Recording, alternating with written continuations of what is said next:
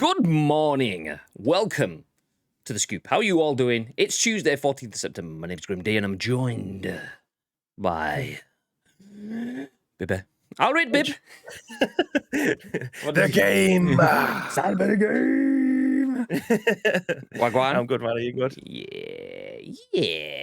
If you're in the chat, please do feel free to let us know that you were in the chats, and it's important that you do. I mean, there's other reasons why I'll tell you why it's important that we do, but the main one is the fact that this is the only stream of the day. If you are live with us on Twitch, we do go live on Twitch every single weekday at 10 a.m.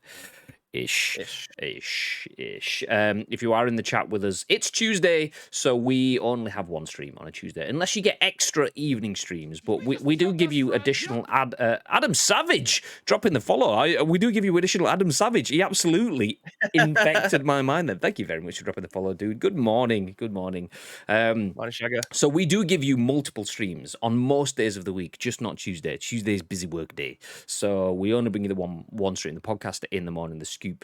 But we'll be back to extra streams and stuff tomorrow, so do feel free to jump in tomorrow. As I say, we will be playing some more games. I definitely will be. I haven't checked if Bibby is going to be around, because I'm not going to be around on Thursday or Friday. We are venturing down into London for the MCV Develop Sesh. It's the IRL event. That's the name of it. And it has the MCV Awards within it. And we are nominated for awards. Yeah, well, an award, which hopefully we win, because I've not been to an event for 24 months plus. It'd be nice to celebrate with an award at the very first one. You love to see it. Celebrate with a few beers instead. Yeah. Speaking of celebrating, I will be streaming tomorrow. I will be playing PUBG, and I've already asked the likes of Lotus and Pidge. I mean, kind of casually with Pidge, but I've asked Lotus if he's around for some games. So if you're around tomorrow, Bib, and you're not golfing and stuff, then feel free to jump in some PUBG.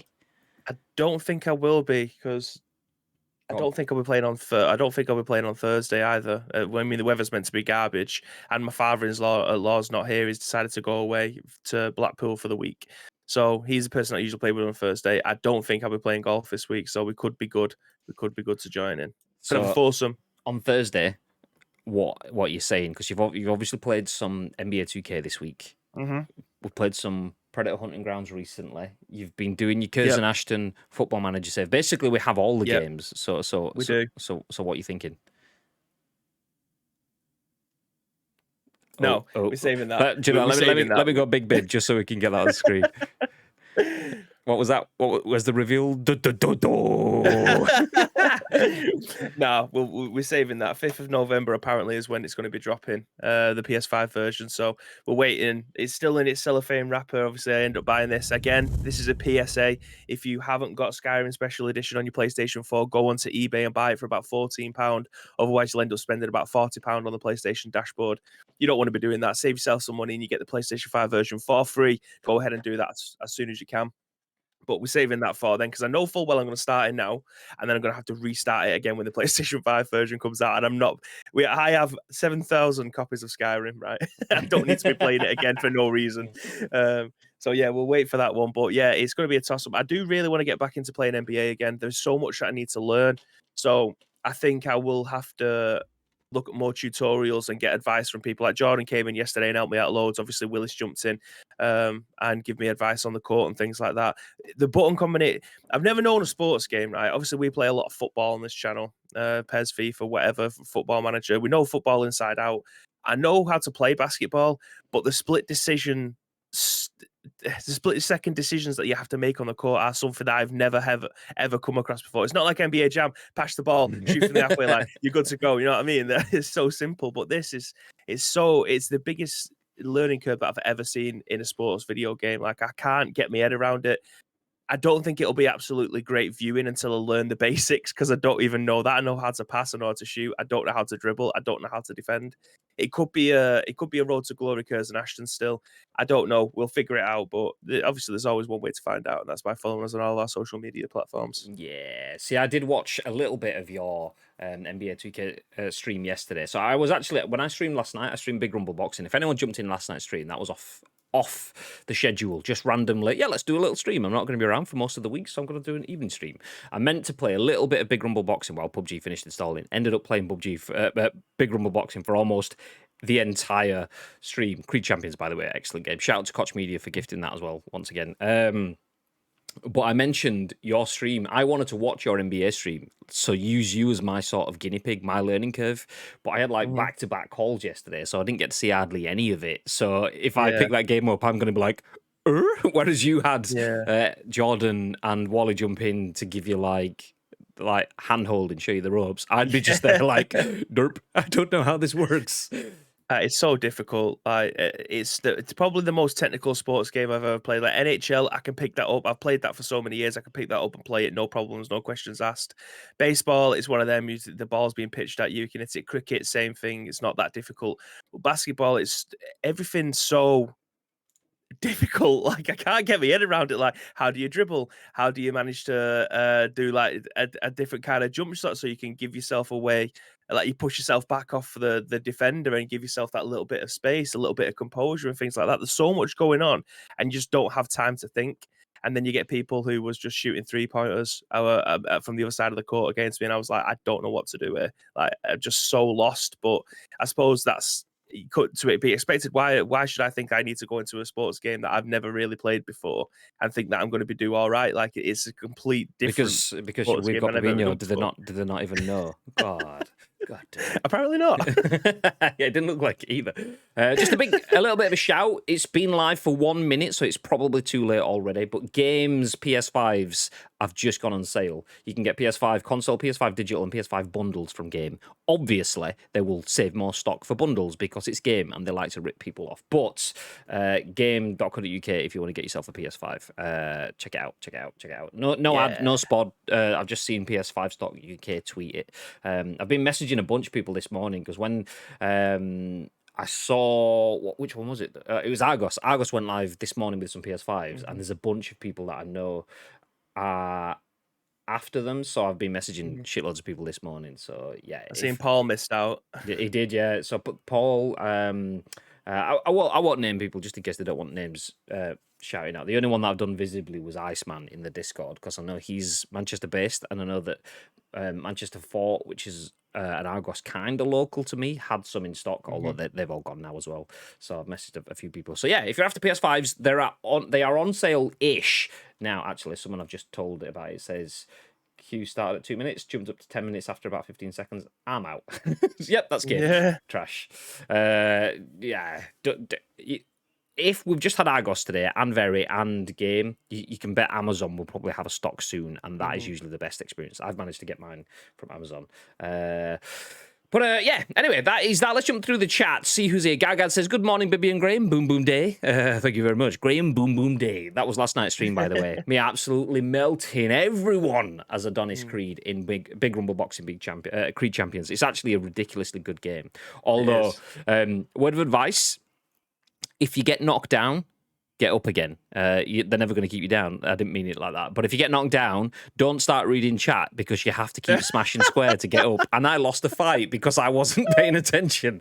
Fuck. So yeah, really good game. Exceptionally good. It's fun. It's not the most in-depth game in the world. If you're looking for it to reinvent the boxing genre, then it's not the game for you. But if you want something that's basically the way I saw someone describe it was it's a graphic novel. Novel? Yeah, a novel.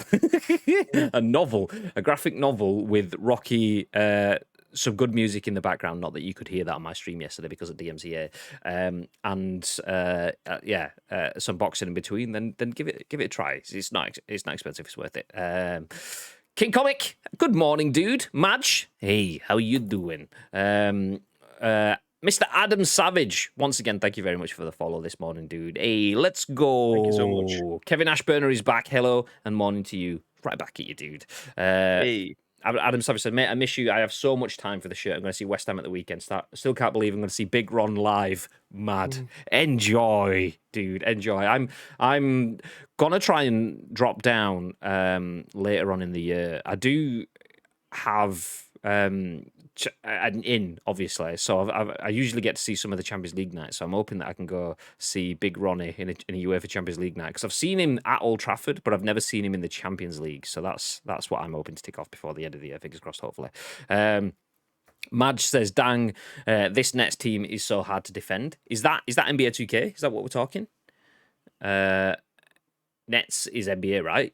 Right? I mean, I know there is nets in a lot of things, but I don't know. Do let me know. Tito says, Bibby and Skyrim, he bangs on about that as much as I bang on about the fact that you can get Xbox Game Pass, where for a low monthly fee of only $9.99, you can get access to hundreds of games and even day one releases and EA Play. You can even get for the first 3 months for only £1. Thank you very much for that Xbox Game Pass plug, Tito. He's the man. Do you know what? We need to just get an X in there somewhere in Tito's name. Tito says, sorry for distracting you, Graham. Yes, it was your fault. It was your fault. And it wasn't absolutely my short attention span of a gnat at all. You were the reason I lost that fight. We did come back and win it, though. The last fight was the one that was the most enjoyable for me. It was, or was it the penultimate fight? No, it was the penultimate fight. Tony Bellew, a.k.a. Pretty Ricky Conlon, absolutely battered me. I think he'd knocked me down 3 times before I'd even dropped him once, and then we eventually came back and won that fight, which I was hyped about, because usually if someone beats you, that's like a tale of the tape kind of thing. That's how the story's gonna go. But managed to turn it around, so yeah. Vern says, got any spares, mate? Is that PS5s? Yeah, I've got loads, mate. Loads. I do actually know someone that's selling one, but I think that has been sold, and it's actually what's the opposite of scalping? Like, if you're scalping, you're taking someone's hair away. Is it like bouffanting? adding someone's thing. Anyway, basically, Jordan Enix is selling his console, and I think I've got him a purchaser for that, but it's like 370 quid for a 250 quid 450 quid console, so there you go. Yes, NBA 2K22. There you go. I mean, I no idea. I mean, you're saying that the next team is hard to defend against? I mean, any team would be hard for me to defend against, but that just is how it is. Tito says it's not about how hard you get hit. It's not about how hard you hit. It's about how you get hit and keep moving forward. True of last night's stream. Goddamn right. I love that quote. I know it's a full-on like overused quote, just like with great power comes great responsibility from Spider-Man. But I love that quote. That's absolute philosophy. Oh, United tickets. Okay. Well, maybe. Sorry, I had something in mind. What was I saying? Yeah. I know it's an overused quote, but it's good life philosophy. It's one that I believe in anyway. Anyway, tell you what else I believe in. Bringing you guys the biggest, the best, the breaking news from the world of video games, because this is The Scoop, the UK's #1 video game podcast, even if we do say so ourselves. We go live on twitch.tv/Ice Cream Uploads each and every single weekday at 10 a.m.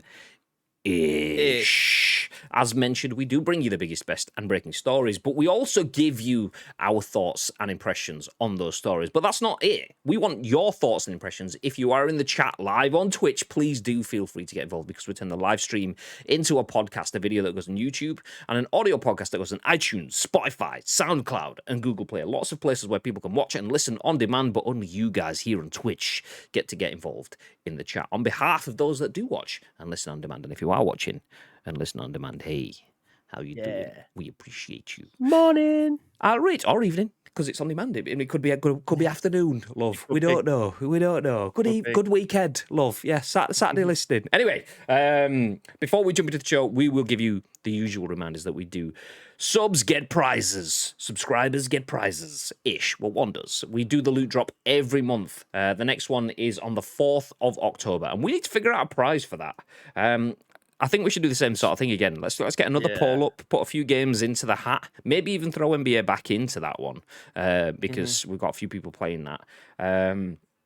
Let's run it from the 26th of this month, because you can only do the poll for 7 days. So it'll end on Sunday the 3rd, the day before the draw is meant to happen. So yeah, I'll get that put in the calendar so I don't forget. So 26th, it'll go live. You have 7 days to choose from 4 items. I'm fairly certain you'll probably know what they are. We'll just figure out what games we want to put in there for you. Yeah, we'll naturally put some merch in. I mean, we could potentially, if it's a big month for games, because obviously some people might be interested in. Actually, no, do you know what? Let's not put FIFA in there, because I've got a different idea for that one. So yeah, let me. Win a day of pro clubs with Bibby and Graham. There you go. That's one of them. So yeah, if you want to win prizes on Ice Cream Uploads, then just be a sub. Obviously, we do social giveaways anyway, sporadically, but we do a giveaway every month to give back to subs, and that is the ! Loot drop. That is open to anyone, whether you've subbed or been gifted a sub. You just need to be in a Discord, our Discord, with your Twitch and Discord accounts linked Do it. And as well as that, exclamation mark insert coin. Check out insert coin, official insert coin on Twitch. Give them a follow. They are pushing for partnership. We streamed on that channel last week, and we will be back on it again in a bunch of weeks' time. About 6-7 weeks, we'll be back on that channel. Yeah. So make sure you go drop a follow on official insert coin on Twitch. If you want a discount code for merch, exclamation mark insert coin will also give you a discount code. Do it. 20% off. One time only, so make sure you use it wisely. As for the biggest, best, and breaking stories, though, let me give you a roundup of what we will be talking about today. Twitch streamers are leaving. And is that because it's not paying as much as it used to? Is Twitch losing its grip on the world of streaming? Well, obviously not right now, because, I mean, you can see. Yeah, you can see. But generally, is Twitch losing its hold on the video game streaming industry? That is where we'll start off that discussion. That was an article that we carried over from yesterday. We didn't want to just throw it in at the end of it because we thought that's a good discussion piece for us. We then give you a roundup of big news. So if you're interested in Redfall, the new game from Arkane, it was shown in the Xbox conference at was it E3 when they showed it? It was E3. Yeah, it was. Yeah. So they finished the Xbox conference with Redfall. Looks pretty good. Kind of somewhere between Fortnite / other things. I know that might turn you off me using the word Fortnite, but in a good way. It looked good. If you're not interested in Xbox games, though, and you want more PlayStation content, let me grab up here and grab this motherfucker. Yeah! Wolverine will be mature rated and not as short as Miles Morales, says creative director. So if you want a mature Wolverine game, not something necessarily family oriented, that is the direction that Insomniac are going to be taking with that, according to this article, anyway. And then finally, if you've got a PC and you want to play some big old games, rumored that Gears 6, Halo 5, and the Fable reboot are going to be on GeForce Now. That's according to a database leak. So obviously take that with a pinch, as with all the other stories, but we will bring you all of that news. But first, Mr. Bib. Yeah. Do you fancy just doing a bunk, ditching Twitch? Not particularly. Not yet, no. Not until we end up securing the bag. Do you know what I mean? The bag comes first. Damn straight. YouTube, if you're watching, let's just put 8 figures on the table and we'll have a conversation. That's all we're saying. So, and this is where they come in with like a bunch of toys. 8 figures? Well, there's a Captain America. There's a Thor. Listen, if I get a DX figures, then it's game over. To fucking hell, I'll give up the Twitter handle now. Do you know what I mean? Get us over there. So the reason I asked that question, no, we're not particularly interested in ditching Twitch, but just because we aren't doesn't mean that nobody else is. Twitch streamers are leaving because it's not paying as much as it used to, apparently. This is written by VASPAAN, DASTOOR, at the Gamer, and I want to point it out now because this article has been here for like 6 months now. Everyone loses with the Twitch fart meta, as you can see in the top corner. Fuck off with that article, no. But anyway, mention it often. Yeah, we're going to mention it every time it's on screen now. We'll just mention Twitch fart meta, just the 3 words and go. So the people that have been here before will know what we're on about. Everyone else will just like, what? Did he just say Twitch fart meta? What? Anyway, back into the article. It seems Twitch is not offering the same lucrative deals it was 2 years ago. Ooh, okay, so big name streamers leaving Twitch to sign with its competitor sounds very familiar. Last time, the likes of Tyler Ninja Blevins and Michael Shroud, I can never say his last name, is it Gershek or something like that? Anyway, Shroud left to sign lucrative exclusive deals with Mixer. However, both of them eventually made their way back to Twitch after Mixer shut shop. Over the last few weeks, a similar exodus has been occurring, with big-name streamers like Dr. Lupo and Tim the Tapman leaving for YouTube Gaming. According to a report by the Washington Post, it seems that these streamers are leaving because Twitch is changing up its payment and contract policies. Multiple former Twitch employees told the Post that the company is offering top streamers lesser money for the same amount of work. Excuse me. It's also stopped offering the type of contracts that it used to offer their star streamers. The sources said that Dr. Lupo in particular was, air quotes, lowballed, making YouTube's offer seem more enticing. The offer was much lower than his previous contract, which was signed 2 years ago, around the time when Ninja and Shroud left. It seems that these earlier offers were more generous because Twitch wanted to secure the rest of its stars. However, now that the threat of Mixer is no more, the company allegedly didn't want to pay as much. The report notes that when Ninja and Shroud made their move to Mixer, their audience did not move with them. This caused a severe drop in the streamers following, as fans simply found other streamers to follow. Twitch.tv/icecreamupwards. This automatically put Twitch in a place of power when it came to renegotiating contracts. Quote, the public has a very uninformed perspective on Twitch's economics, a former Twitch employee told the Post. Quote, anytime a streamer's been paid a ton, it's been a lot more about the brand than the company's return on investment. The commerce business on big channels tends to flatline at some point, and streamers don't want to play ads when that's Twitch's big upside potential. Apparently, there were also some Twitch staffers leveraging the Ninja and Shroud incident during contract negotiations. It seems that this series of events led to Twitch assuming that it held a monopoly over video game streaming. However, with more streamers moving to YouTube, it might need to rethink that. Ooh, I like. Dear VASPAAN, DASTOOR at the Gamer, this is how you end articles. End on a nice thought. Give people something to consider. He's not necessarily just asking a question. Do you think Twitch needs to? Because that's the easy way out. He's not just saying read more by checking out other articles. He's put his own conclusion, which I do like to see. I do like a conclusion because that means that we can either agree or disagree with it rather than just asking what we think. Anyway, babe, I'm going to do exactly that. What do you think?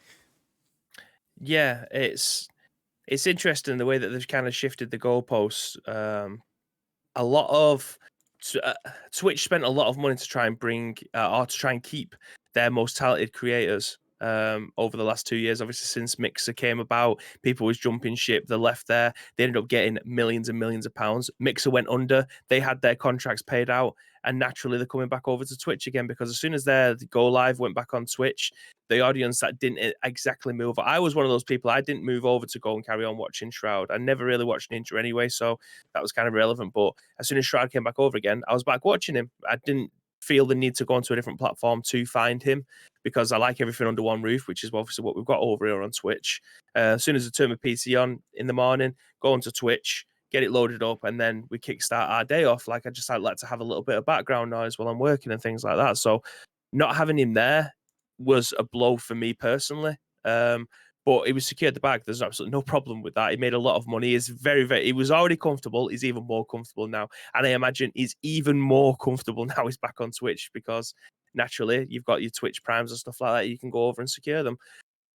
But since then, Twitch doesn't, in my opinion, Twitch doesn't really see YouTube as the competition yet. Even though YouTube is a platform for videos to be uploaded, I don't really think that their live streaming service has taken off yet. They've started to implement stuff in there for it to be competitive. So, like, you can now clip on Twitch, on Twitter, which you couldn't do 3 months ago. So they're starting to look at things like what Twitch are doing and then building something off the back there.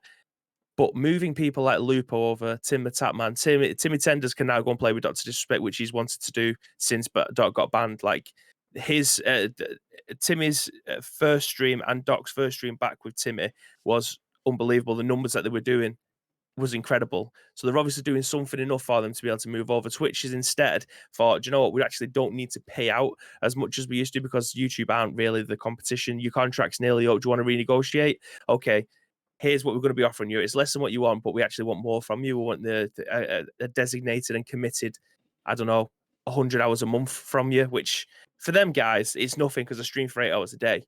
But on YouTube, they probably ain't even got that option. It's just you stream 5 days a week. Okay, no worries. There's a load of money. You come over, you stream exclusively for us now. So, I mean, Show mentioned something yesterday about him needing to stream 40 hours a month now, which for him is a lot. It's not necessarily a lot for us because the Scoop will cover that 40 hours easily. Like, we don't even have to think about that.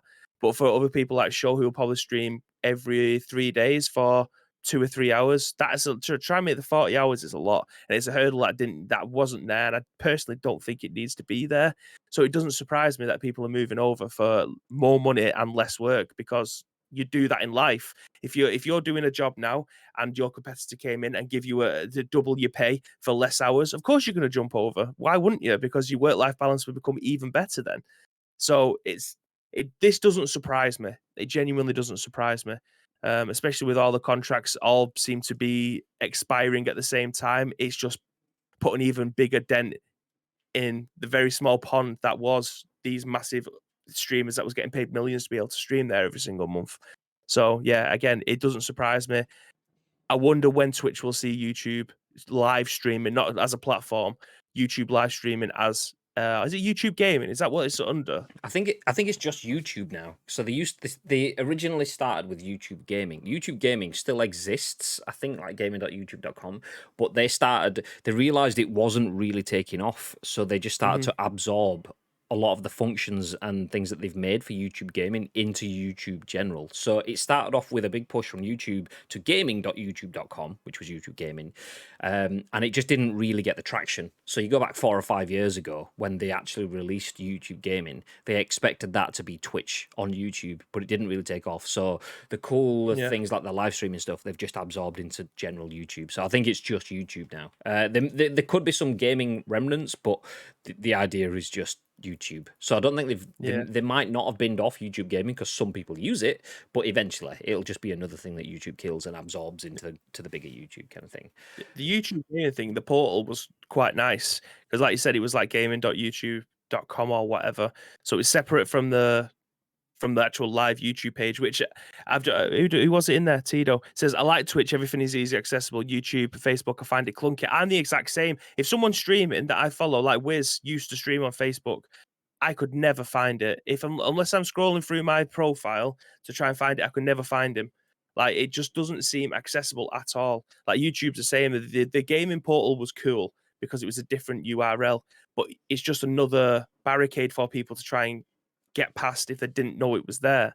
So unless they actually have like a live section and they try to build it out as just a little tab that you can click and then it'll send you over to a different URL where it's got a different infrastructure in the background, I think that's the only viable option that they've got. But they are trying to make it as close to Twitch as Twitch, let's be honest, is the bar. They have set the bar so high regardless of what's going on behind the scenes and stuff like that. But Twitch is a platform for you to be able to just flick your camera on. You can do it. You can stream to Twitch on your mobile. It's so easy and so easily findable if you know where you're looking. I mean, even if you don't, if you're a top YouTuber, they're on the front page, aren't they? Unless you are going through a category to try and find someone or someone new. Twitch is so easy to navigate. You can do it in your sleep. YouTube is a complete kettle of fish, in my opinion. And it's like getting used to it. So, like, a lot of people, so a lot of the issues I'll rewind back. So we're talking about Twitch losing traction, people moving over. Is that a danger for Twitch? If we compare that to Mixer, it was never really a danger. Yes, Mixer tried to pull the rug out by taking... It wasn't even pull the rug out. It tried to go for the haymaker. Forget going for the feet. It went for the head. It went for the big, the top, the shrouds, and the ninjas. It tried to take those over and go from there. But that didn't work because a lot of people have created relationships. It's not just do I move over to Mixer, because I jump in a chat and I talk with Magic Man and I talk with Tito and I talk with Vern and I talk with David, and these are my social group on this platform. It's a digital version of the real world. If you were at school or wherever, you go to a bar, you generally, after a while, if you've got a local, you have your sort of table or area of the pub where you sit. That's your little corner of the bar. Twitch is the same thing. It's just digital. You'll drop into chat rooms, which are your corner of the bar, Twitch being the bar. Your locals, you buy yourself a beer, a sub, that sort of stuff. It's the same sort of mentality as it is elsewhere, like going to a pub. So if you move, it's not just you're leaving to go follow Shroud. You're off to a different pub because you know the landlord, but you don't know all of the locals. Nobody knows your name, like that sort of like Cheers mentality. Everybody knows your name. Nobody knows your name. You don't have that 48-month sub streak that you had before. You don't have the functions that you're all full on well and used to. So comparing to Mixer, it was different. That was a fresh start. However, a lot of people have YouTube accounts. So that is instantly a little bit different. I mean, there is still differences. I think Vern said something. My brain doesn't currently register YouTube as a live service. I just see it as a search engine for VODs, which is what it is. That may be changing though. 100%. 100%. That's what it is for me. Absolutely not. I've watched some stuff on YouTube, but not much. Mainly like doc or some big esports events. But beyond that, I don't tend to watch much stuff live on YouTube because it's a video service to me. That's what my brain has been conditioned to. And that for me is a fight that YouTube is destined to lose until Twitch loses its own fight. And I think Twitch's issues, like there has been a lot in terms of obviously the hate rate stuff and being slow to react to that. They have now started to react to that. I mean, they may have been fast to react behind the scenes, but slow to actually release anything because it takes time or whatever. But the comms, the lack of transparency around that didn't help. So Twitch was slow to react to that. They're already losing content creators, the likes of Dr. Lupo and Tim the Tapman, who already have established audiences on YouTube, because YouTube isn't necessarily a competitor to Twitch. You could stream on Twitch, but you couldn't stream on Mixer. But you can stream on Twitch and put videos on YouTube because that's a different contract thing. Major Twitch partners can stream on Twitch and put videos on YouTube. Doesn't matter if you're the doc at the top of Twitch. You're not streaming it. You're putting videos on. So there was no issue for the doc. Doc's slightly different because he got booted, but Tim the Tapman moved to where he already had an audience of millions already. That's not a problem with him. Ninja has an audience of millions, probably more millions, maybe potentially on YouTube than he has on Twitch. So if he moves over, that would be easy enough for him. Different audiences, mind, different behaviors. Those are people as Vern mentioned, are conditioned to watch VODs, Ninja's audience on YouTube, not necessarily conditioned to watch live streams. So he would have a natural drop off. But YouTube is closer to that. It's just a matter of if Twitch keeps making mistakes. And the one that you mentioned about Show, I didn't actually see all of the story on that, but I believe it was to do with Twitch's regional pricing. So it costs £4 effectively to subscribe in the UK as opposed to £5. That's because Twitch has changed the prices to make it more regionally reflective. Rather than everyone pays the same price in dollars, but in their current currency, they squash it down. So $5 is £4. But that means Twitch loses 20% of their revenue. Are they just absorbing that entirely themselves? Well, no, they're going to pass it on to everyone. Everyone loses 20% split across them. So but that means that that Twitch streamers that rely on that content are now losing 20% of all of their revenue because Twitch has done something which is a good move. It's a good move for the consumer at the end of it, but they're passing. But rather than absorbing that costs because they're still making profit, they're passing some of that cost on to the content creator as well, which means that content creators need to hit more hours to get the same revenue, or get more subs to get the same revenue, kind of thing. Which is obviously it's another negative conversation. So you've got content creators leaving, you've got hate raids and stuff ongoing, you've got Twitch not necessarily. What? What? That is incredible. Jade Farrar with a £10 donation. We appreciate you. Do you know what? It's been ages since we last had a... Do you know what? I'm hitting replaying it because I've not heard that music on stream in so long. Here comes the money. Here comes the money. Thank you so much. Do you know what? Genuinely appreciate that. We don't request donos, but we super appreciate donos. As we've mentioned many times before, the sub costs, the sub profit, should I say, and stuff go back into the stream. And if you sub to the channel, you get yourself a benefit. So if you sub, you get emotes. You save yourself from adverts. So subbing's kind of nice because you get a benefit as well as we getting benefits. Donations is just you giving to us, which is which. It's nice for us because we get all the money. Twitch don't take a cut result, but you don't get anything back. So we never ask for donors, but we super appreciate it. Thank you very much, Jade. Appreciate it. Love you. Anyway, that's enough of that. Thank you for joining the Discord as well yesterday as well, by the way. Good to see you in there. I was completely throwing my train of thought. I've just been that long since we've had a donor. I don't know what's happening. Do you know what? I'm going to give you some money back. I'm dropping you a gift there. Let me give you a gifted sub. gift a sub.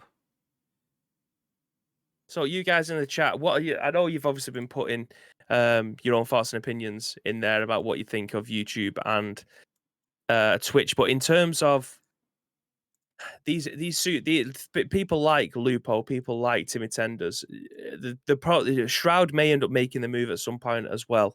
And obviously the Doc didn't have a choice of where he needed to stream to be able to try and keep his profile up because Twitch wasn't letting back. What may come of that in the coming months, who knows? But obviously, this is these jumping ship and the money that's being given to these streamers is because they are incredibly popular. Do you think there'll be a time where channels like ours, channels like Vern's, they're not necessarily the biggest channels in the world, but we still have a following of people who will come and watch us? Do you reckon there'll ever be a time where where our audience may end up transferring over to YouTube because YouTube then becomes a bit more of a popular platform for video streaming? Obviously, there was Justin TV that evolved into Twitch, but do you reckon YouTube may ever be a viable platform for live streaming? It's a gargantuan channel, a platform for on-demand videos, but in terms of streaming, they are well behind. Do you think that'll ever change? I do. I do think that will change. I mean, the issue you have with trying to create a new platform is if you're not doing anything new, are you ever going to take off? YouTube does have an ace in the hole, so to speak, in the fact that it is YouTube. It's a much bigger online video platform than Twitch is, much bigger. So it has a huge audience, but as mentioned, it's a different audience. It's a video audience, not a VOD or not a stream audience. But if anyone has an audience that could be what's the word? Not translate. Converted. That's the word. That could be converted. Then YouTube has the perfect audience. That's the closest thing to a streamer audience is VOD audiences. Plus, you add into the fact that you've got now big content creators that are in. There's now enough there to start to set a trend. Doc being sent on weird circumstances. Whilst he's massive, that's not enough to start a trend. Courage JD and Valkyrie from 100 Thieves, huge content creators, very American content creators, but also very commercial content creators. So is that the start of a trend? Or is that them guys chasing the bag? People respect their creators chasing the bag, 100%. But they're also like, yeah, I understand that you're doing it for the money. I'm not going to get the money if I go, so I'm going to stay where I am. I love what you're doing, but I'm not going to go. So, okay, that didn't quite work. Then you've got Dr. Lupo, who's actively established and has had a great career on Twitch, and Tim the Tatman, exactly the same. They both move over. Okay, also chasing the bag, but now you're starting to get my attention because people are moving over. But then you've got, like, the very first streams that they did, it was Doc, Courage, Tim the Tatman, Dr. Lupo, a massive foursome all playing Warzone and stuff. That's when you start to get, oh, snap. That's big numbers. That's big things. Maybe I should start to keep my eyes on that. Add to the fact that I've forgotten his name. The dude that's like the head of YouTube gaming sort of stuff. The guy that always tweets out when they add new functions, speaks with Doc a lot on Twitter and stuff. He obviously has been a face of that. So YouTube is not just a faceless corporation. They're putting their trust in one guy. They're Hideo Kojima of YouTube. They're Jeff Keighley of YouTube. Someone that people can relate to. It's not a faceless organization. Then he throws out the fact that they're adding clips and they're adding all sorts of other functions to make it better for content creators. That's when you start to get the groundswell. You've got big content creators from multiple directions all joining up to join forces on this new platform that has a face and is not this faceless organization like Twitch that isn't even responding to hate rates. Then that's when it can start to get traction. I do believe YouTube has a great opportunity to make traction. I do believe Twitch has an opportunity to shut that down. But Twitch needs their ace in their hole sort of thing. We've seen Xbox, massive domination of marketing, and then PlayStation goes, Wolverine, Spider-Man, Star Wars, Knights of the Old Republic, and suddenly it's like, oh, fuck, PlayStation is here, actually. Okay, maybe I want to stick with PlayStation and not just jump over to Game Pass. Even though it is a wonderful deal, maybe I will stick here. And it's that sort of situation. Do Twitch have their Wolverine, Spider-Man 2, Knights of the Old Republic announcement, something that they can do different? I don't know. I don't know. And if they don't have that, it doesn't necessarily mean that they die. It just means that that doesn't kill off the opposition. It just means that it's a two-horse race now. So I think I don't know if Twitch has something there. I do think it's very, very viable for YouTube. It's been predicted for about 6 years that YouTube will join or catch up in the streaming race. It's taken a lot longer than expected, but they do seem to be taking it seriously now. They are doing streaming rather than trying to make streaming be YouTube. Yeah. And they're falling in line with what streamers want, which is definitely a good thing for YouTube. Not so much for Twitch. We're just having the right people in the right places as well. Like we've seen it with Stadia, where Stadia just went tits up so quick because they had the wrong people making the wrong decisions at the wrong time. I know again that's just shitting on Stadia, but it's still yet to turn itself around. I still don't think they've managed to find the right people again for the right situations, which is killing them, in my opinion. It shouldn't. People are managing to do what Stadia are trying to do a lot better. Stadia tried to come into a market which they didn't really dominate or have any knowledge of, like then Xbox is coming in, and obviously we are going to be.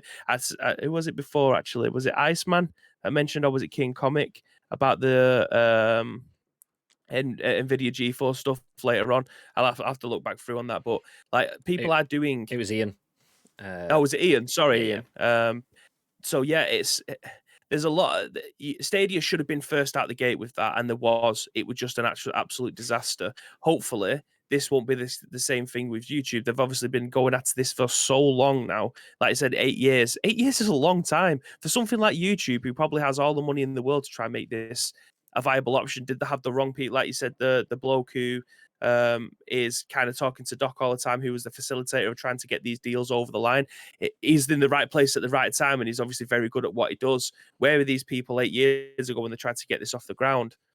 Only time will tell whether or not this will be what you want it to be. But 8 years is a long time for someone like you to try and get it right, and it's still not right. It's getting better, but it's still not there. And we would have thought with someone with YouTube's experience and expertise that this would have been done a long time ago if it was a viable option. I mean, they basically went, okay, we've got YouTube.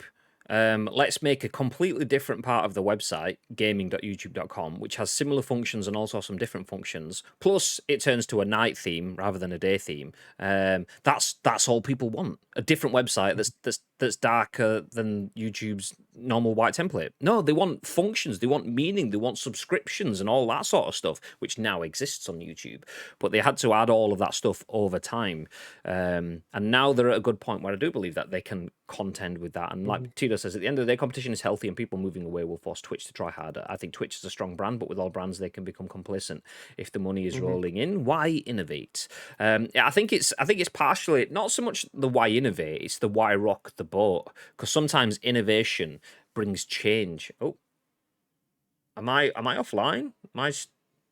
Yeah, you just went all. Yeah, your bitrate's just gone to shit. I suddenly started dropping shitloads of frames. Then I don't know what happened. Literally, stream still looks live. I don't know what. Way, how you doing? But yeah, innovation can often bring change, not just superseding. So if you supersede something, you keep what it is but make it better. Sometimes innovation requires change, and I think Twitch didn't want change because change is rocking the boat, and they've got a happy medium. So they've been slow to act. So yeah, definitely think that's a big part of it. Let me jump back through the comments though, so I can catch up. Ian says, have you seen the NVIDIA database leak? We got that one. Thank you very much, dude. We'll be jumping on that one shortly. Mr. Jim Butters, who works for the NHS, says offering less money for more work sounds like the NHS. Touche.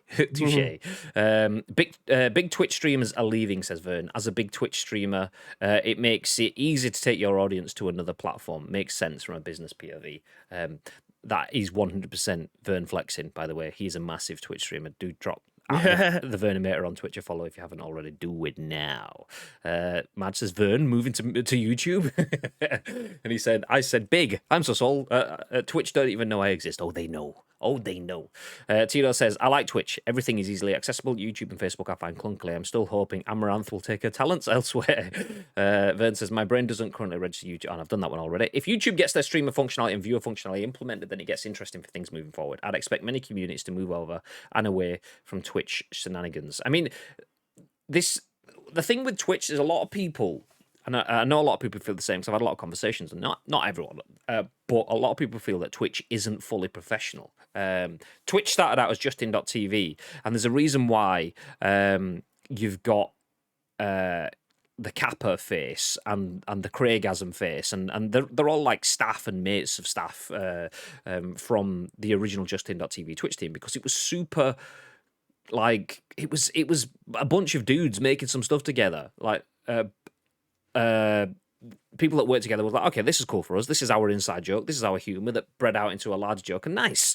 But you get a level of unprofessionalism. It's not the right word, but it's the word I'll go with, because I can't think of a better one. So whilst Twitch was very professional, it was still rough around the edges, a little bit of unprofessionality in there, and Twitch needs to get rid of that. Whereas you've got things like YouTube, which is a machine that has been YouTubing machine stuff forever, and they're finally adding some of that YouTube machine focus and polish to their product, which does make it better. Twitch kind of needs to keep some of that rough around the edges, because that's what makes Twitch, but also be a bit more professional and concise in dealing things with, like, the hate rate stuff, dealing things with, like, creator support and tools to block crap in their chat, and I mean, even now, we don't have the ability to permanently ban someone from your channel. You can ban them. I mean, or do they now? Did they add that recently? I can't remember. It used to be a case of you'd ban someone and they just couldn't comment in your chat, but they could still watch your streams. If I'm correct, that's still not a thing. I could be wrong. That could have been added, but that needs to be there. Like, if someone's being toxic, don't let them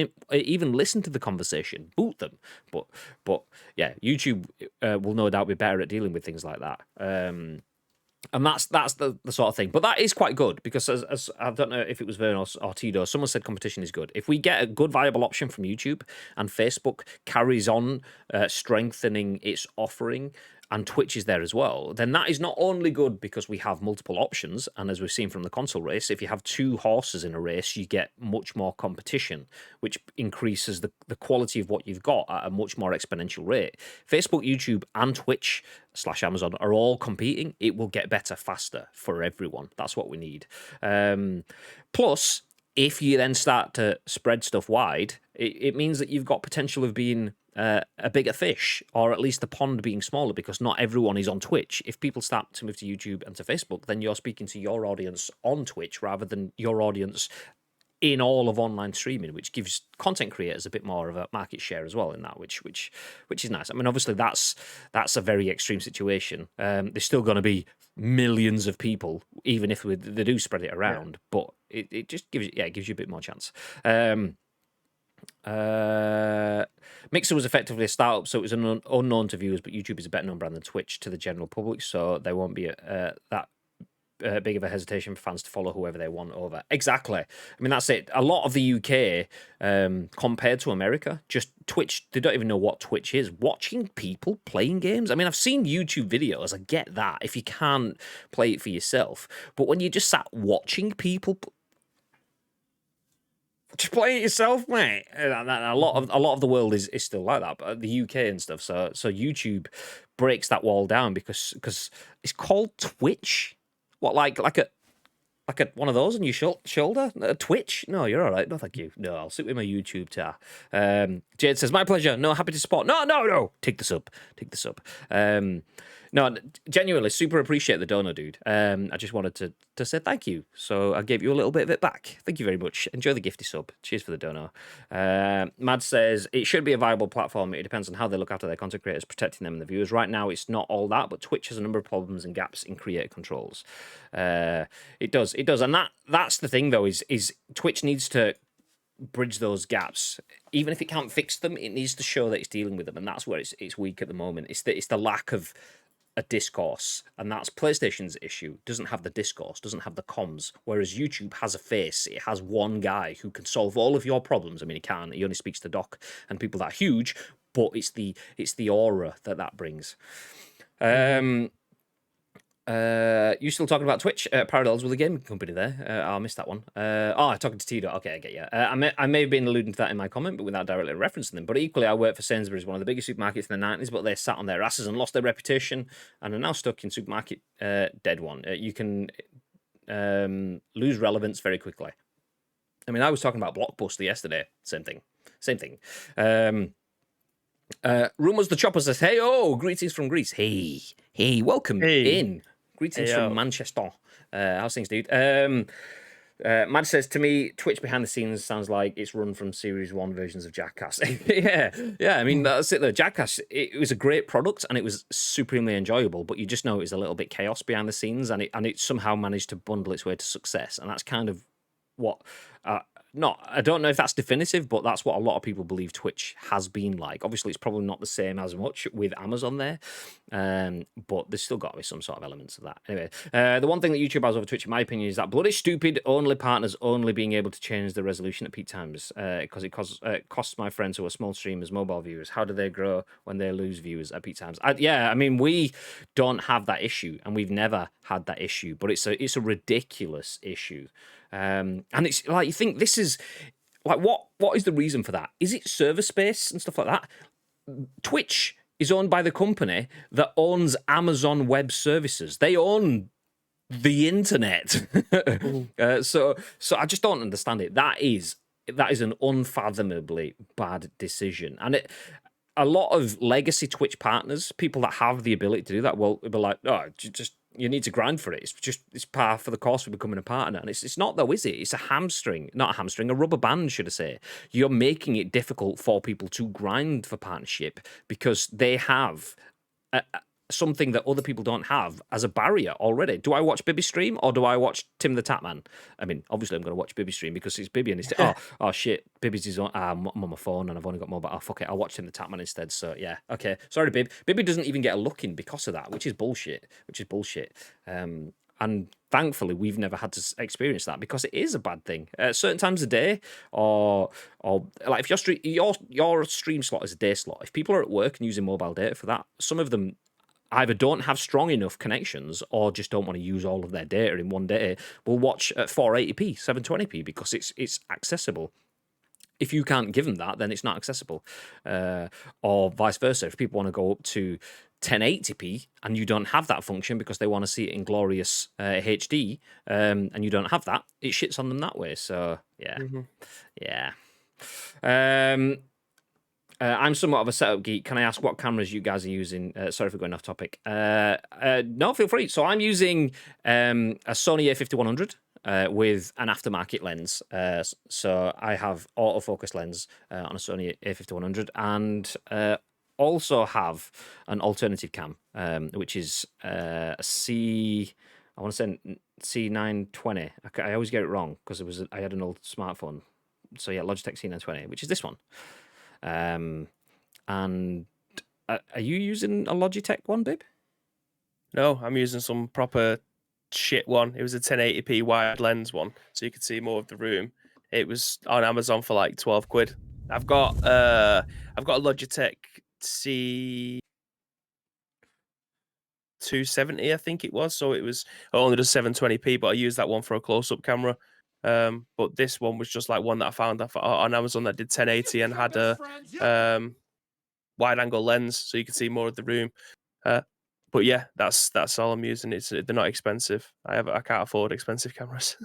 You can. It's maybe two Lambos. He's got. I mean, he's literally in just Sorry, one. I can't hear you over me gardener. Yeah. I'll so put in the chat which one I'm using.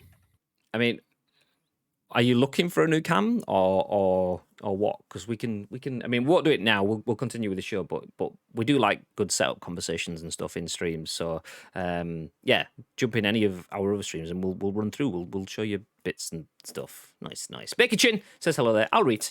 Alistair. Morning, mate. Thank you very much for the follow, dude. Am I pronouncing that Alistair or Alistair? How would you prefer it? But I appreciate you being here either way.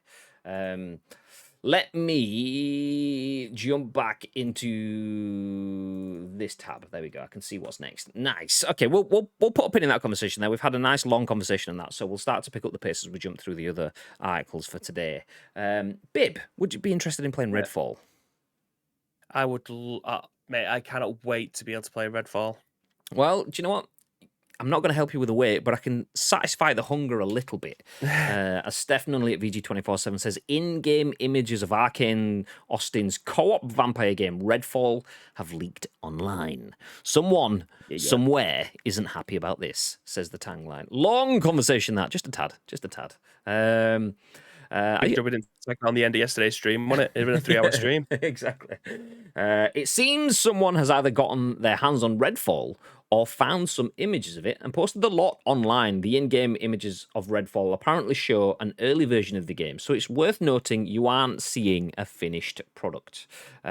Looking over the images, it appears the game will have some looter-shooter elements, a skill tree, ultimate abilities, tiered weapons, different characters, and more. We won't put the post the images here because obviously they don't want the website taken down, but you can look them over for yourself on Twitter and Imager. While not much is known about the FPS title as far as gameplay, we do know it takes place in a town called Redfall, located in Massachusetts, which is under siege by a legion of vampires that have blocked out the sun. These aren't your typical vampires, though, as they were created after a scientific experiment went horribly wrong, and they are continuing to evolve, some with powerful abilities and some even continue to grow larger. Cut off from the rest of the world, not only will you face off against vampires in the game, but you will also have to contend with the cultists who worship them. A release date for the Xbox and PC title, other than summer 2022, has yet to be announced. Let me just take this off screen and open up this image link. Let me see. Oh no, they've killed it. Fuck. I wanted to make sure it was still there before I dropped it in. Anyway, I wanted to show you the images. I was going to take the risk and bring them up on screen, but okay, let's have a look on Twitter. Redfall leak. Bacon Chin, baby, did you get a dunk yesterday? I got dunked on many times. I think I scored 2 points the entire stream. We were streamed for nearly 3 hours. Do you know what? Let's take the risk. This is just some random tweet. I don't know if these are the images, so let me bring it back up. This is from Emo the Viper. It says leaked. These are apparently leaked screenshots of the upcoming Xbox game Redfall that was being play tested. Obviously, it's early in development, so there we go. Stake launcher gun, so loadouts. We have some in-game screenshots. They're very pixelated, aren't they? Yeah. These could have been reshared and stuff. I'll just leave it at that. I won't leave it on too long. You can obviously find the images if you want to do a check yourself on social media. You probably find maybe more, maybe some HD stuff.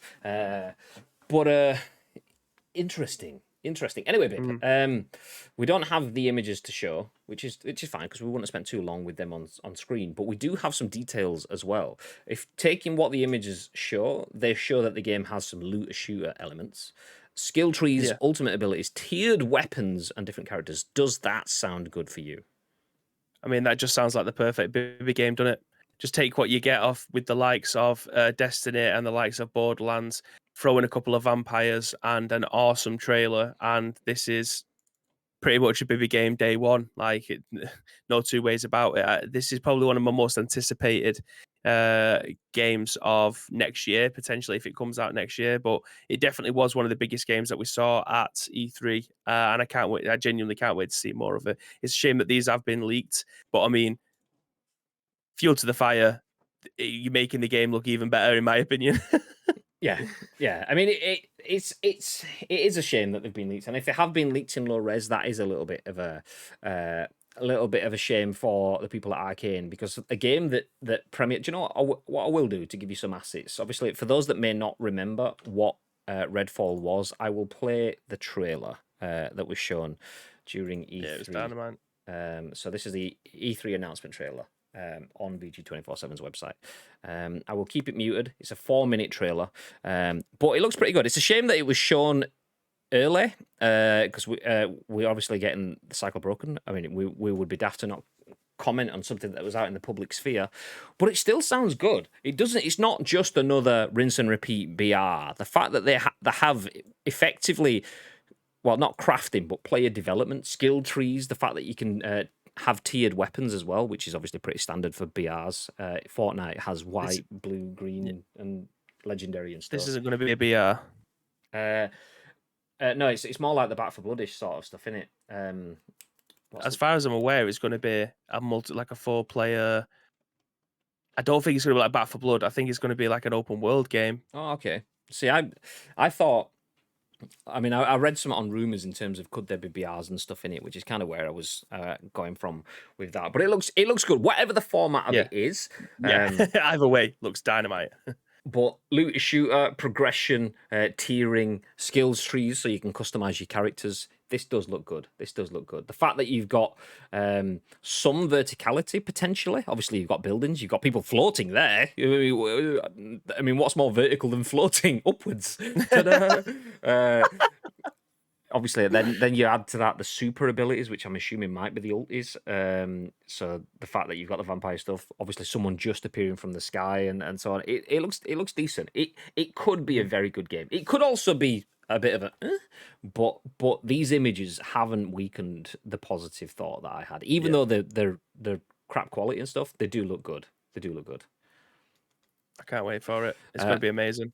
Let me jump. I hope anyway. Into the chat. Where did we get to? Just still gushing at how clean your stream. I'd love to see more of the setup. I'll give you a show around. I mean, I'm gonna stream tomorrow after the scoop, so when I'm playing PUBG and stuff tomorrow, I'll show you around. I'll show you around.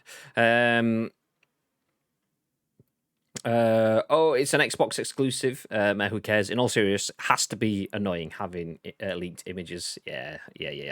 Mr. Hulkamania says sexy shirt grey. I mean, you know. Tito says I'm all over it. Finally, an Xbox exclusive I can get behind. It does look really good. It does look really good. Madge says, as I was talking Xbox user, any hype for this one, Tito? That when it says read above. Also a massive looter shooter fan, and who doesn't like vampires? Oh well, werewolves. If you watched Twilight, but not that I have or anything, you know. Anyway, Alistair said looks great. It does look good. It does look good. A lot of the images were clearly very early in dev. Loads of dev assets on screen, from what I heard. Yeah, it's a shame that they've had it shared, but it's I love those sort of redemption stories. Here's some shit in dev assets and people still hyped after it. That's a good thing for me. So the game looks great. This polished trailer looks exceptional. This is what closed out the Xbox conference. So it's gonna look great regardless. But then seeing in dev stuff rubbishly shared with crappy graphics and it's still not dampening what you thought is good. Is good. A lot of the images, and I've read that bit, did not like the Deathloop trailers, but after the reviews, I was like, there is no way I can ignore it. Then had a fit when Amazon charged me 60 quid yesterday, thinking it'd be a hack, then realised I'd pre-ordered it earlier this year, and here I am waiting for the drive. Well, there you go. There you go. Hello, Mr. Amazon driver. That's the thing, though. Like, I don't think the trailers did it justice, if I'm being honest. Not all of them were bad. Some of them were good, but I think the latest round of trailers actually weakened my excitement for Deathloop, because I saw it in the 2019 conference. I posted images yesterday of me and Jamie sat in the Bethesda E3 conference where it was first announced, and I thought, this looks class. Then it became PlayStation exclusive after that, and then we saw some pretty cool trailers. But then I don't think they nailed the looping element of it enough, so that, ironically, it became tedious because I kept seeing the same shit over and over again. And I don't think they nailed it in that sort of sense. But seeing the game get 10 out of 10s from more than one establishment yesterday was exceptionally good. Also, speaking of exceptionally good, I know he's a friend of the channel, Ben Ward at Next Gen Base, but do watch his video review of that, youtube.com/Next Gen Base, because it's pretty clever the way they've approached it. It's still a nice, smooth video review, but it fits the subject. I'll put it that way. It's good. It's good.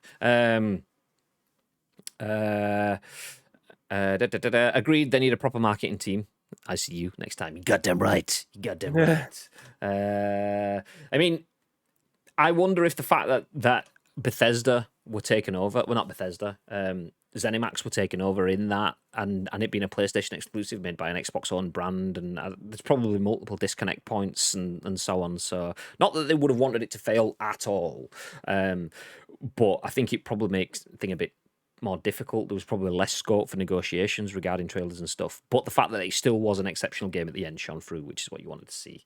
Speaking of exceptional games, let's move ahead. If you want to see a little bit more about Wolverine, well, we don't give you any more footage, but we give you some more details. Michael Beckwith at Metro has this article which says Wolverine games will be mature rated and not as short as Miles Morales, says the creative director. So a comment from the game's creative director confirms that Marvel's Wolverine will be a full-size game and feature a mature tone. I have absolutely just bashed the pop shield off the front of my mic. GG. You sounded very metally, that. Yeah, just gone. Oh, see if we get it back on. See if we get it back on. No, we'll leave it. Okay, rest of the stream without pop shield. Nice. So while it wasn't surprising to see Insomniac's Spider-Man sequel make an appearance at the end at the recent PlayStation showcase, the studio did catch everyone by surprise by announcing a Wolverine game as well. Details were incredibly thin, though, which isn't surprising considering the game is still very early in development. But the PlayStation blog revealed that the project is being headed by Brian Horton and Cameron Christian, the same duo behind the Miles Morales game. The news appears to have worried some fans who believe this could mean the Wolverine game will be as short as Miles Morales was. What? When asked this by a fan on Twitter, Horton, Wolverine's creative director, described the game as full-size, which suggests that its length will be more akin to the first Spider-Man game. Admittedly, we found Miles Morales' length to be one of its strengths, since it avoids becoming needlessly bloated and tells the story it wants to in 8 or so hours. But for better or worse, that won't be the case with Wolverine. Horton adds that the Wolverine game will feature a mature tone as well, which makes sense given the character's history. Compared to Spider-Man, Wolverine is no virtuous do-gooder and has never been afraid to get his claws bloody. Although Horton's comment is ambiguous enough to cause debate over what exactly mature means, the obvious conclusion is that it will have more extreme violence, although both Spider-Man games have a 16 age rating anyway, thanks to their story content. Whether Wolverine will share a similar tone or try tell a darker, heavier story with violence akin to a Mortal Kombat game is anybody's guess, and it's going to be a long time before we learn more about it. We'll put a pin there. We don't need to go through the rest. We get the idea. So, because the people that are working on Wolverine worked on Miles Morales, which was a shorter game, people instantly go, well, this is going to be a short game. That's not how it works. But shout out to Brian Horton for pointing out that that's not how it works and that this will be a full-size game. Wolverine will be a big old game and will be darker than Spider-Man / Miles Morales. What are your thoughts, babe? Yeah, I mean, this is something that we touched on last week. I think for a Wolverine game to be successful, it has to be darker. We want more Logan than we do anything X-Men oriented. X-Men First Class? No. Yeah, we want it more Loganish. We want gore. We want a darker story overall. The game, I'll never understand the game side, the game length stuff, because you can tell an extremely good story in 4 hours. Now I know people probably will want 4 hours of a game. You can say there's been many games where 4 or 5 hours, mostly indie games, tell a very, very good story in that amount of time. What you don't want is a 40-hour game for the sake of a 40-hour game, because there'll be a lot of bloat in there. There'll be a lot of stuff that you'll end up repeating, rinsing over and over and over again, which will just ruin the stuff. Yeah. So you don't want stuff like that. Even if this game comes out and it's between 8 and 10 hours, that for me, if the story is as gripping as it could possibly, don't forget that's 4 films worth of content that you're putting into a video game, and that for me is more than enough. Resident Evil 7 was an 8-hour story. The Resident Evil Village, same, it's probably a 10 to 12-hour story. All those games are perfect length. It didn't feel like you was repeating or going over old ground that much, but it works. Why would you want a 25-hour story that you're going to be covering the same things over and over again? The game length does not bother me whatsoever. If it's a good story and it holds up with the amount of time that you need to tell it, perfect. I would still give you more money for that. It doesn't necessarily have, just because I'm paying 40 or 50 pounds nowadays, it doesn't necessarily mean that I want a 60 or 70-hour game. That's just going to be rinse and repeat, control V on these missions or side quests or whatever. It just needs to grip you, and I think this will be the case, that he's going to be worth your time.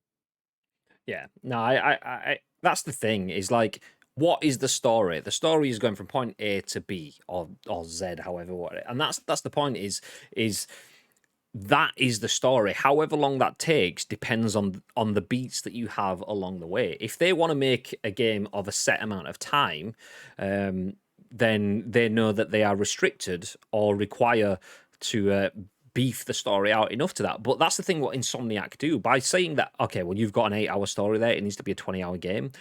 Shit games add grind. Okay, well, this is just going to be side missions. That's the same again. good games that have a good creative team will be like, okay, well, the story that we are telling, we cut out a shitload of stuff to make it more concise. We can bring some of that in. We can develop the character here. We can add something else that could give the foundations of the sequels going forward. Good creatives can add that sort of stuff in without the game becoming a churn. And Insomniac can do that. I mean, the quality of storytelling in Marvel's Spider-Man was exceptional. I think Miles Morales was better in terms of the storyline overall. I mean, both games, exceptional games. I perfect experiences for me in both of them.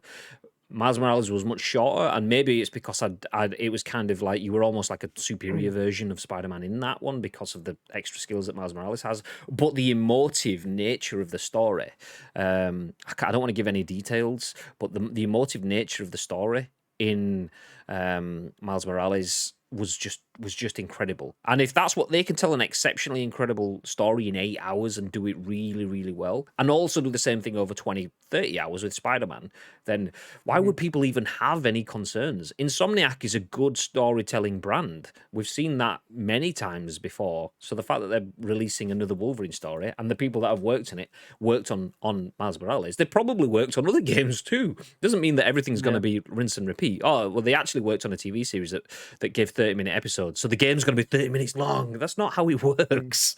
So yeah, no worries from me. I mean, the fact that they worked on Miles Morales, which was an exceptional story told in what was effectively a short amount of time. Sometimes things can feel rushed in that, and the fact that they still managed to get enough detail in a short amount of time means that if you give them the time to tell a bigger story, I mean, it excites me. So it's good news for me. Deathloop trailers had Marvel Avengers level of negative hype for me as more was shown, but the game does look cool. Just not sure it's for me. It's okay. We'll play it for you at some time, Madge, and you can decide from there. Bacon Chin says, name a game that was too long. Thinking first-person narrative here.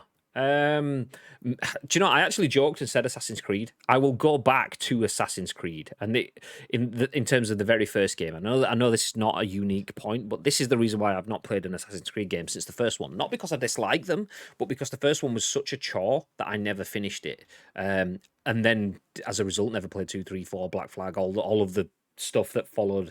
Then I played some on my PS Vita, which was a bit naff. But yeah, the first one was a bit churny. I know that the more modern ones are churny, but by definition, the first one was just a bit lazily churny. So that for me. But there's probably As much as I tons love out there. Days Gone, I think that was another one that was too long. I think it was I think it's 35 hours and 50 hours, depending on how quick you can clear the game. I think that was too long. A lot of people probably said that that's actually too short. But for me, if I absolutely love that game, still stuck at the fucking sawmill. I've not gone back to play it, bear in mind. But it got to a point 12 where how days long is this later. storyline going to go on for? I thought that game was actually too long, in my opinion. But Yeah, I who mean, that's knows? the thing. I mean, too long isn't measured in time, is it? It's measured in content. So if a game's 50 hours, it could still be not long enough if you've got like good content in it. It's just a matter of if the content is stretched, and that's the thing that a lot of people disconnect on. We understand it because we're all intelligent gamers that know gaming, and yeah, high five gamers. But the general public will be like, 20 hours. I'm not paying for that. And it's like, yeah, but if it's the best 20 hours of your life in terms of video games, then that's a bargain. 80 hours, yes, please. But if it's 80 hours of monotonous grind, then it's irrelevant. If you get, like, some indie devs will tell you an exceptional story in 45 minutes, 4 hours. And that's when it is the thing. A lot of people will judge length being too long, not like that, calm down, based on the number of hours, not the level of quality within it. What do you think, Bacon Chin? What would you say is a long first-person narrative game? Good news that Wolverine has the mature rating. Hopefully it's not bloody for shock factor, but it's part of the character and they write Logan well. Two long games, says Madge. Any Far Cry for me. Also good chance. Also good chance. I don't think we'll get gore for the sake of gore because it's still Insomniac and they know how to tell a good story. So I mean, we've already seen. I had a conversation with someone the other day. We've already seen more gore, and gore's a heavy word. We've seen a bit of blood on Wolverine's hands. That's more than you've seen in most of Spider-Man. Obviously, you got to see Peter or Miles or whatever that after you've had a rough scene, they're a bit battered and bruised kind of thing, but Wolverine having what is essentially someone else's blood all over his hands in the trailer, that's further than you would have seen in Spider-Man, so it's already better than that. It doesn't need to. It doesn't need to turn into Saw. But as long, it's nice. Anyway, okay. One final story. I'll quickly fly through this because we are over. And I don't know how detailed it is. We may revisit tomorrow, depending on how much is in it. But ANDREA SHEARON at Gamer says Gear 6, Halo 5 on PC, and Fable Reboot listed in NVIDIA GeForce NOW database leak. GeForce NOW leak may point to more major Microsoft titles joining the Xbox PC lineup. GG's, babe. Although this is obviously PC as opposed to Game Pass. But database entries from today's GeForce NOW leak point to new first and third party games joining Microsoft's PC library. Among those entries are titles like Gears of War 6, Halo 5, Halo 5 Guardians, and the new Fable. Fable, my god, Fable. Nice. Fable. NVIDIA's client for GeForce NOW looks like it's ready to handle unannounced titles from major publishers and platform holders across the industry. The complete list includes other non-Microsoft PC games like Chrono Cross Remaster, God of War, and Resident Evil Remake. Windows Central has since reported on how some of these leaks for Microsoft projects line up with the reporter Jez Corden citing earlier sources on these games that corroborate the new database information. The database entries relevant to Microsoft provided by Pavel Jundik include the unannounced Gears of War sequel, Gears 6, and a PC version of Halo 5 Guardians, the only current released Halo not available in the Master Chief Collection. The list may be outdated with cancelled projects or placeholders, as indicated by a scale-bound listing.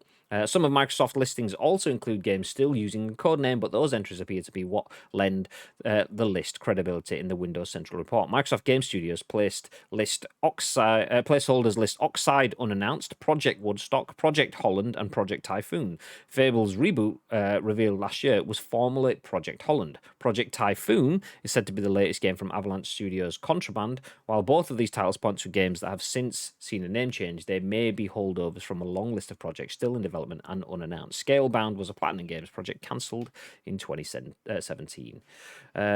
Old entries in the database aren't confirmation on these projects, and the publishers, studios, and NVIDIA itself have yet to comment on the validity of the leaks. Some games may sound like a stretch, but both Microsoft and Sony have seen a slow and steady uptick in PC support. PlayStation exclusive Uncharted 4 and Lost Legacy just received confirmation for its PC launch in 2022. We did stream that live last week in the PlayStation Showcase. Microsoft has also continued to roll out support for the Halo series, launching Halo 4 on PC at the end of last year. Obviously, take with a big old pinch of salt. Gear 6, Halo 5, Fable's Reboot, all coming to PC, potentially available through NVIDIA GeForce NOW. Thoughts, babe? Yeah, GeForce Now was the one that we covered like 18 months ago. In fact, we was back in the office where they had a load of games being taken off the platform because they didn't ask for permission, was it not? Yeah, so it was GeForce Now is NVIDIA's version of Xbox Cloud / Stadia.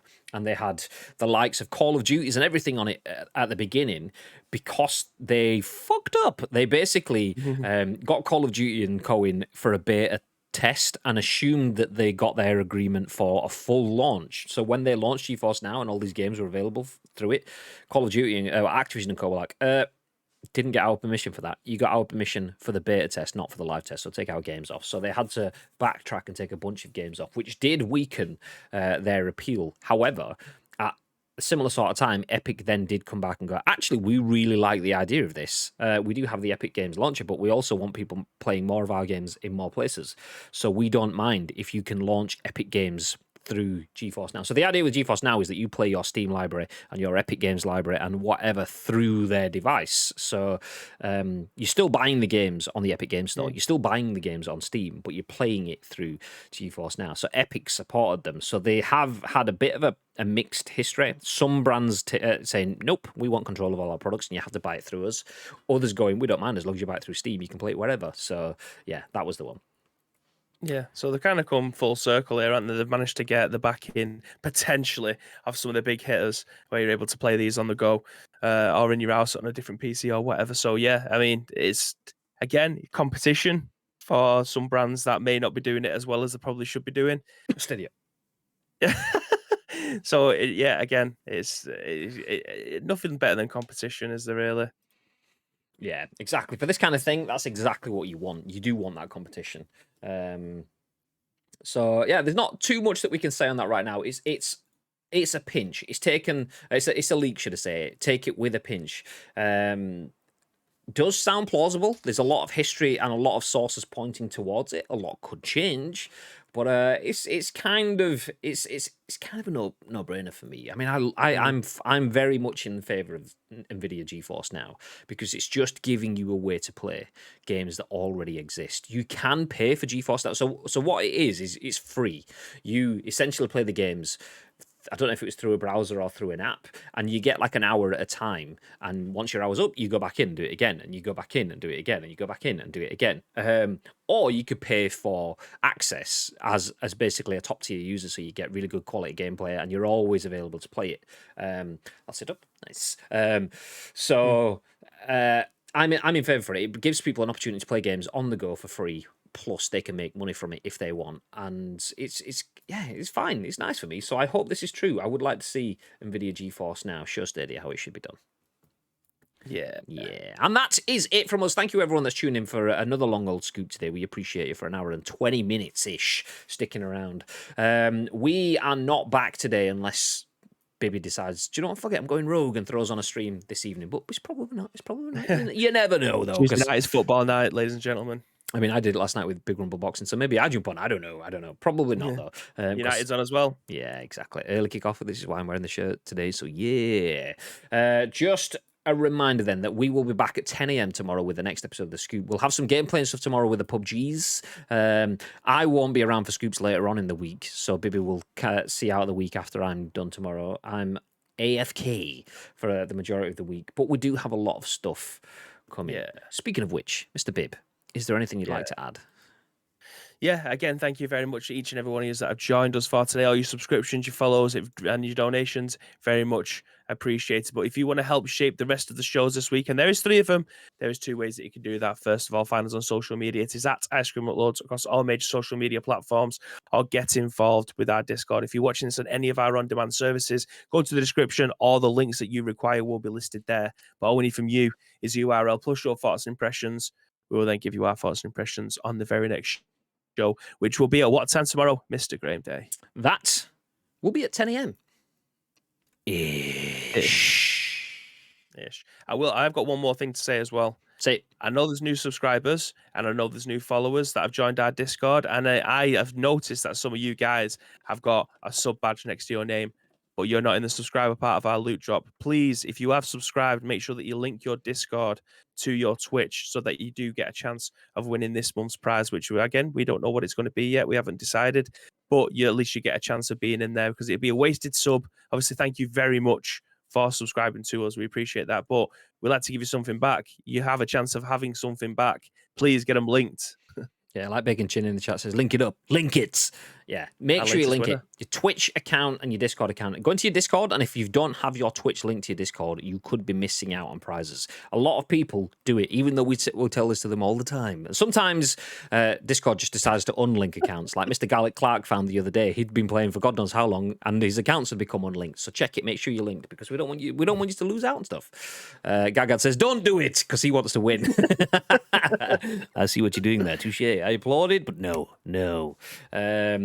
So make sure you get your accounts linked, and you could be winning prizes. For now, though, what you're going to win is a few extra channel points, because you're going to stay where you are, and you're going to stick around for the raid as we drop a raid on one of our friends to make sure that we help them with their stream and give them a happy day. Not only do you do that, but like I say, you get the channel points that you can spend right here on our channel, as Jade just did a few seconds ago by making me sit up straight. Which I did briefly and then forgot, and I'm now sat up straight because I've said it again. But yeah, that's it. Thank you. Stick around for the raid. Have yourselves a lovely day. And baby, what are they doing? First of all, you've got to look after yourselves. Second of all, you've got to stay frosty. Stay ready.